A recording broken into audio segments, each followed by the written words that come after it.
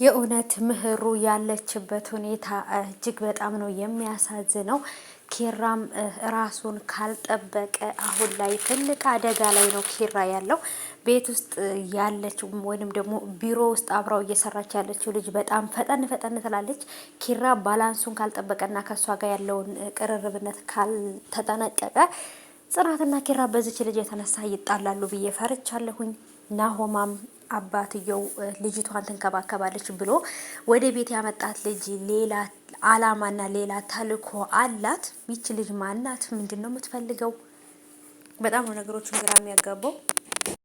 ሰላም ሰላም፣ ውድ የተከበራችሁ የቻናሌ ተከታታዮች እንዴት ናችሁ? ከኔ ጋር ሁሉ ሰላም ነው። ሰላማችሁ ይብዛልኝ ባላችሁበት ውድ ቤተሰቦቼ። ለቻናሌ አዲስ ከሆናችሁ ሰብስክራይብ አድርጋችሁ ቤተሰቡ ነው። ነባሮች እንኳን በሰላም መጣችሁ ብያለሁ። ውድ ቤተሰቦቼ ለዚህ ቻናል አዲስ ከሆናችሁ ሰብስክራይብ አድርጋችሁ ቤተሰቡ ነው። ነባሮች ዌልካም ዌልካም ብያለሁ። ውድ ቤተሰቦቼ እንግዲህ በተለይ በናቲ ብዙዎቻችሁ በጣም ነበረ በሳቅ የፈነዳችሁት ማለት ነው። ናቲዬ እኮ በቃ ናቲ እኮ በቃ እንትን አይበል ማለት ነው። የእሱ እኮ ከባድ እኮ ነው የናቲ ማለት ነው። አስባችሁታል እንግዲህ ሴት መስሎ እንደዚህ ቀሚስ ለብሶ ሰው ለመደበቅ እንደዛ ሲወጣ በጣም ነበረ ፈታ ዘና ያደረገኝ። ፈና አድርጎኛል፣ አስቆኛል ማለት ነው ናቲ። እና ሰኒም ደግሞ ያለችበት አሁን ላይ የፍቅር እንትን ላይ የሆነ አላደል እሱም የራሱን የሆነ ስሜቱን አላዳመጠም፣ እያዳመጠ አይደለም። እሷም ደግሞ ሁሉም በስሜታዊነት ነው እየሄዱ ያሉት እና በደንብ አድርገው ግን ነገሮችን ቢያስተውሉና ነገሮችን ቢያዩ ከዚህ የበለጠ በደንብ አድርገው ወደ ፍቅሩ ለመግባት ይጠቅማቸዋል ብዬ አስባለሁ።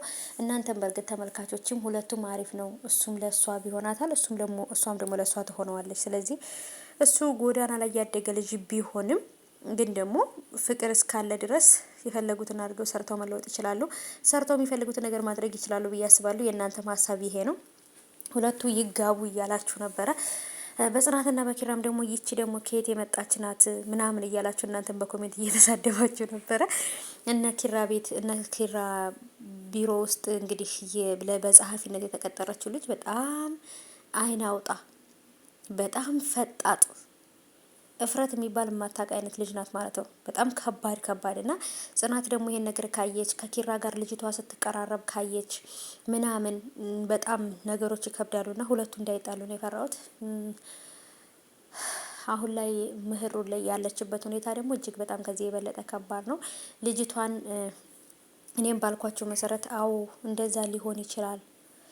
ይሄን ነገርም እሷ ጽዮን ልትሆን ትችላለች። ይሄን ነገር ያደረገችው ወይ ጽዮን ወይ አለምዬ። አለምዬ ደግሞ እንዴት ምን ሆና አለምዬ እንደዚህ ታደርጋለች? አለምዬ የለችም፣ ሌላ ቦታ ነው ያለችው። ስለዚህ አለምዬ ምህሩ ውሸቷን ነው አልታመመችም ብላ አስባ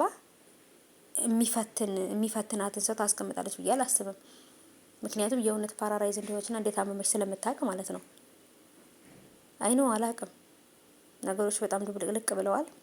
እንግዲህ ማን ነው እዛ ቤት እሷን እንደዚህ ያደረጋት? ምንድነው የተፈጠረው የሚለውን ነገር ለማወቅ እስቲ በቀጣይ ክፍሎች ሲለቀቁ በደንብ እናያለን።